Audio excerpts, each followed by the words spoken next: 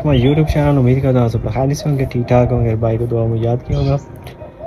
तो भाई साहब, आज की वीडियो बहुत ही ज़्यादा इंपॉर्टेंट है। इसमें मैं आप लोगों के साथ शेयर करूँगा कुछ स्टूडेंट्स की इंफॉर्मेशन, मींस जो नए रूल्स आए हैं एटीओ के, डाटा शेयरिंग के। ठीक है, ये सारी चीज़ें आप लोगों ने बहुत ज़्यादा सुनी होंगी टिकटॉक पे, यूट्यूब पे। डाटा शेयरिंग, एटीओ, NOICC, ये सारी चीज़ें मैं आप लोगों के साथ मेंशन करूँगा। उससे पहले व्यू अच्छा आ रहा है ना, कमेंट में बताइएगा।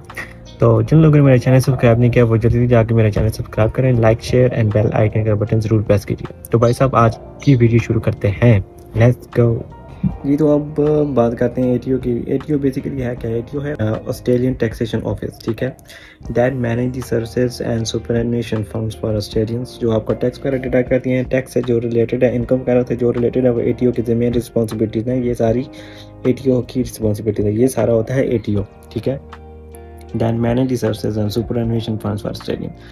अब इससे जो रिलेटेड डाटा शेयरिंग, जो आप लोगों ने बहुत सारे वीडियोस में देखा होगा, डाटा शेयरिंग यूट्यूब पे सारी चीज़ें, data sharing, NOICC, ATO. Sharing basically है क्या? डाटा शेयरिंग जो हमारा डाटा है स्टूडेंट्स का है, जैसा कि आप लोगों ने सुना होगा शायद कि गवर्नमेंट ऑफ अफेयर्स जो है वो लिंक्ड हो गई किसके साथ? They have been linked with ATO.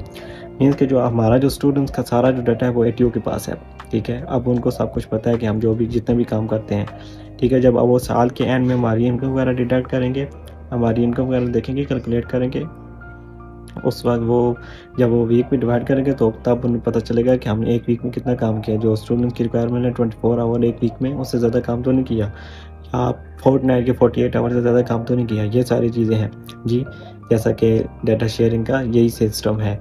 Means के यही मतलब है कि हमारा जो सारा डाटा है वो एटीओ के पास है। ज़्यादा मीन्स के हम ज़्यादा काम नहीं कर सकते, स्टूडेंट की रिक्वायरमेंट रीच नहीं कर सकते। जब यहाँ हम आते हैं तो हमें फ़ीस भी देनी पड़ती है, हमारे एक्सपेंसेस भी बहुत होते हैं। सेविंग से ज़्यादा तो यहाँ पे एक्सपेंसेस होते हैं, तो उसके लिए जाहिर सी बात है हम फिर दूसरे रास्ते पे जाते हैं, ABN, कैश, ये सारी चीज़ें। TFN में बहुत ही कम करते हैं। ज़्यादातर हम कोशिश करते हैं कि हमें TFN पे ना मिले, ABN पे मिल जाए या कैश पे मिल जाए। ठीक है, अब जो इसके साथ है नोटिफिकेशन जो जारी होता है उसको बोलते हैं NOICC। ठीक है, ये बना था, ये एक्ट है 1958 माइग्रेशन एक्ट के तौर पर। इसके कुछ रीज़न है तब ये इम्प्लीमेंट होता है, मींस के इसकी कुछ वजूहात हैं, उसके बाद ही NOICC जारी होता है। मैं आप लोगों के साथ स्क्रीन पे दिखाता हूँ NOICC का। ठीक है, notation of intention to consider and cancellation. ठीक है, ये मैं आप लोगों के साथ बताता हूँ। इस पे सारा लिखा हुआ है कि ये क्यों इम्प्लीमेंट होता है, इसकी वजूहात क्या है। So that's, you can see that NOICC notifications. I mean, it's not a notification. It's I just got it from website. So you can see at the top, notice of intentions NOICC for visa may be sent to anyone when there appears to be ground for cancellation of visa granted under Migration Act 1958. As I mentioned that is it acts according to under the Migration Act 1958. So what's circumstances that's been issued of NOICC? So there are few situations where NOICC may be issued to a visa holder in Australia under Migration Act 1958, blah blah blah. So you can see the third one, visa conditions being breached or other requirements not being met. Means that you are working over 24 hours and I mean you breaching your requirements. Means कि आप 24 hours से ज़्यादा काम कर रहे हो, 48 hours Fortnite से ज़्यादा काम कर रहे हो। ठीक है, बाकी सारी कुछ चीज़ छोड़ दें। एंड उसके बाद देख सकते हैं student visa holder doesn't meet the course attendance और एकेडमिक परफॉर्मेंस। मीन्स कि आपकी अटेंडेंस भी पूरी नहीं है और आप कॉलेज भी कम आ रहे हो, आपकी अटेंडेंस भी ठीक नहीं है, आपकी परफॉर्मेंस भी ठीक नहीं है, तो उसकी वजह से भी आपका ये हो सकता है। जब आपको नोटिफिकेशन मिले तब आप क्या करो? So in most cases, the visa holder will be given prior warning of the department intention to cancel the visa and opportunity to respond. The time frame respond values. The time given is for 5 working days from the day you are received to have received the NOICC. ये तो देखा होगा आप लोगों ने कि ये सारी चीज़ें हैं NOICC का। अब इसके बाद दो सिनेरियो आते हैं, एक तो TFN आता है, TFN में हम काम करते हैं, एक ABN आता है। मैं इन दोनों को एक्सप्लेन करता हूँ। First of all, what is TFN? TFN is tax file number that is linked to your tax and it's basically a 9-digit number. ठीक है, ये 9 डिजिट का नंबर होता है। जब भी आप ऑस्ट्रेलिया में सबसे पहले आते हो तो आप लोगों के दोस्त या जिनके साथ भी आप हो, सबसे पहले आप लोगों को बताते हैं कि आप लोगों ने TFN अप्लाई करना है। TFN एंड ABN, TFN के बाद ही आपका ABN अप्लाई होता है।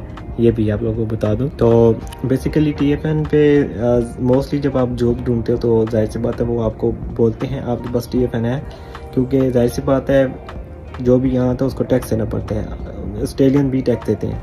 तो ये चीज़ें हैं TFN पे। TFN पे जब आप कहीं भी काम करते हो, रेस्टोरेंट में या कहीं भी, ठीक है, वो आपको 24 आवर्स से ज़्यादा देंगे ही नहीं। जाहिर सी बात आप TFN पे हो, अब उसकी तो फिक्र करने की कोई बात नहीं। तो अब आता है ABN पे।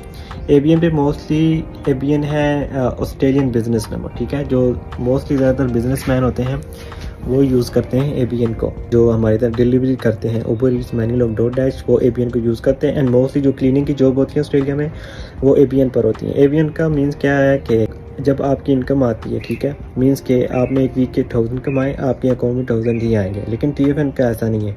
TFN के मीन्स आपने TFN पे 1000 कमाए वीक के, आपका टैक्स कटेगा, आपको 850 या जितना भी होता है वो आपका कटेगा, ठीक है। लेकिन ABN पे आपको एज इट इज़ अमाउंट मिलती है। लेकिन जब साल के एंड में जब आप टैक्स डालते हो, ठीक है, रिटर्न का, तो आपको उस वक्त भरना पड़ता है। ये तो हो गया ABN।